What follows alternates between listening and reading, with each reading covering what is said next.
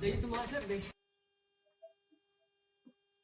विद्यार्थियों, आज हम लोग कार्बन और इसके यौगिक के कुछ टॉपिक के बारे में जानने वाले हैं। तो आज यहाँ पर जानने वाले कार्बन और इसके यौगिक में जो बॉन्ड्स होते हैं, रासायनिक आबंध जो होते हैं, रासायनिक आबंध। रासायनिक आबंध होता क्या है? इसको इंग्लिश में बोलते हैं chemical bond. Chemical bond. Chemical bond होता क्या है? केमिकल बॉन्ड क्या होता है? तो केमिकल बॉन्ड के बारे में हम लोग पिछले चैप्टर में भी पढ़े थे। इसमें बताया गया था कि केमिकल बॉन्ड क्या है। तो परमाणुओं के बीच, किसके बीच? परमाणुओं के बीच लगने वाले, परमाणुओं के बीच लगने वाले आकर्षण बल को, परमाणुओं के बीच लगने वाला आकर्षण बल को रासायनिक आबंध कहते हैं। रासायनिक आबंध या रासायनिक बंधन, आबंध या बंधन भी इसको हम लोग बोल सकते हैं। रासायनिक आबंध या रासायनिक बंधन कहते हैं। इसका मतलब हुआ कि सपोज दैट कि एक परमाणु है और दूसरा परमाणु ये है, तो इन दोनों परमाणुओं के बीच जो आकर्षण बल लगता है, जिसके कारण ये दोनों परमाणु आपस में जुड़े रहते हैं, तो इसी को रासायनिक आबंध बोलते हैं। ठीक है, तो ये रासायनिक आबंध हुआ, दोनों परमाणुओं के बीच लगने वाला आकर्षण बल को रासायनिक आबंध कहते हैं।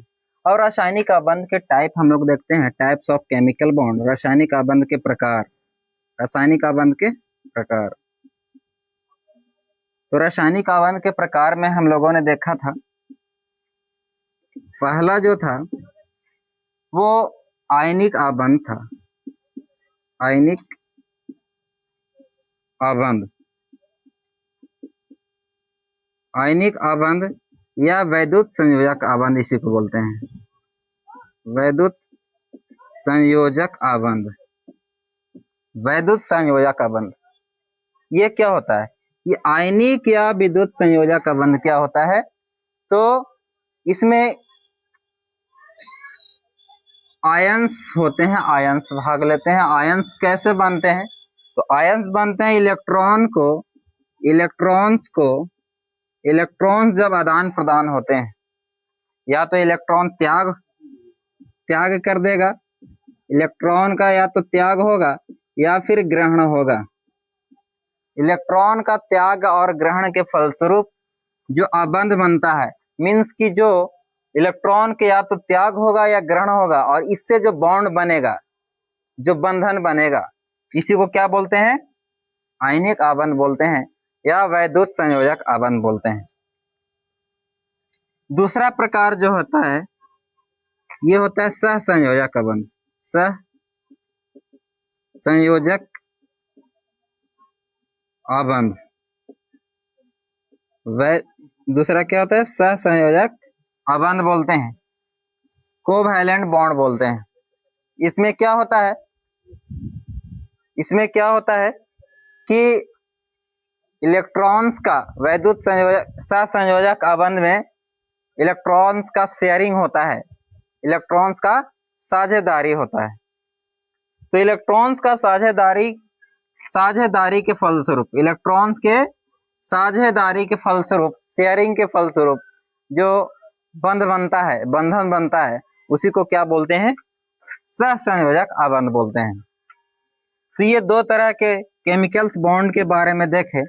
अब हम लोग आयनिक आबंध के बारे में और इसका डिफिनेशन जानते हैं। ठीक है, तो आयनिक आबंध होता क्या है, आयनिक आबंध के डिफिनेशन जानते हैं। पहले इसको आप लोग लिख लीजिए।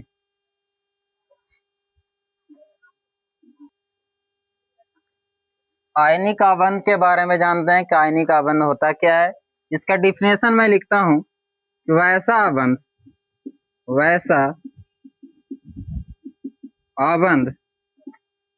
जिसमें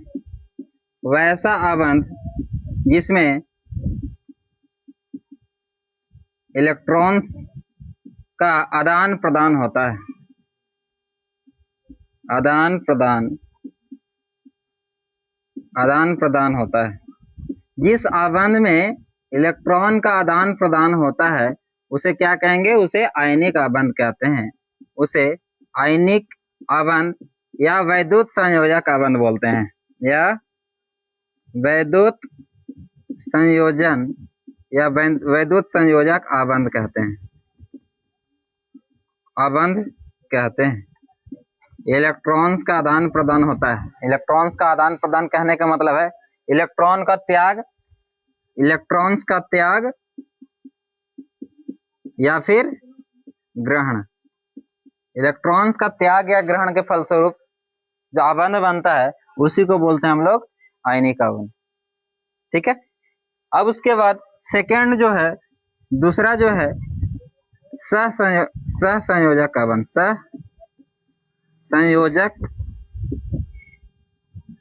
आबंध जो इस चैप्टर में कार्बन और इसके यौगिक जो चैप्टर है उसमें हम लोग को सहसंयोजक आबंध के बारे में ही विशेष पढ़ना है।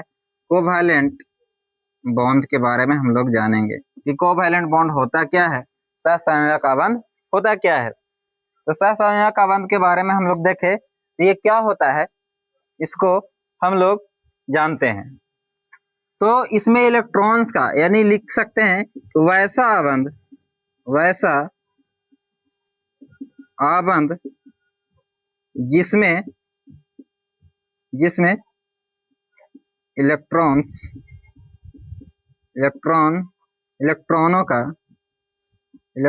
का साझा होता है, शेयरिंग होता है।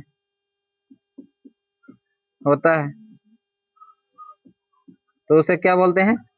उसे सहसंयोजक आबंध कहते हैं। तो इसको हम लोग एग्जाम्पल के जरिए जानेंगे। एग्जाम्पल अभी कैसे इलेक्ट्रॉन का साझेदारी करता है और उसी साझेदारी इलेक्ट्रॉन के साझा से ही हम लोग इसके कार्बन के यौगिकों के बारे में हम लोग जानेंगे।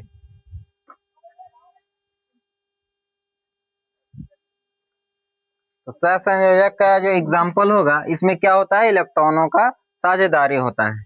जैसे यहाँ पर हम देखें हाइड्रोजन जो गैस बनता है H2 जो होता है, इसमें एग्जाम्पल हम लोग देखें तो हाइड्रोजन का जो आउटर मोस्ट सेल में हाइड्रोजन का जो बाह्यतम कक्षा में जो इलेक्ट्रॉन की संख्या होती है वो 1 होती है। तो हाइड्रोजन 2 को जब मिलता है तो H2 बनाता है और यहाँ पर एक और हाइड्रोजन के बाह्यतम कक्षा में 1 इलेक्ट्रॉन। हाइड्रोजन एक ऐसा यौगिक है जो डुबलेट को फॉलो करता है। इसमें के 2 इलेक्ट्रॉन जब हो जाते हैं तो ये अस्थायी हो जाता है। ये अपने मतलब कि ये अपने 2 इलेक्ट्रॉन को ही आपस में शेयर करके अस्थायी हो जाते हैं। तो यहाँ पर क्या हो गया, ये एक दूसरे से शेयर करेगा और ये हाइड्रोजन 2 इलेक्ट्रॉन को रख करके और अस्थायी हो गया और ये हाइड्रोजन भी 2 इलेक्ट्रॉन को रख करके अस्थायी हो गया। तो इस तरह के जो यहाँ पर जो अणु बना है ये हो गया सहसंयोजक का उदाहरण में हो गया।